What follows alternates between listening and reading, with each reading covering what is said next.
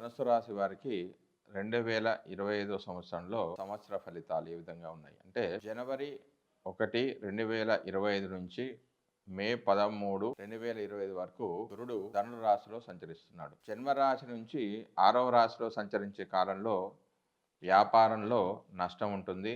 అర్థం కాని వాయు సంబంధమైన రోగాల వల్ల బాధ ఉంటాయి. దూరదేశ సంచారం చేస్తారు. అనవసరపు వృధా వాగ్విధ ఉంటుంది. వివాదాలు, ఖర్చులు అనేవి ఉంటాయి.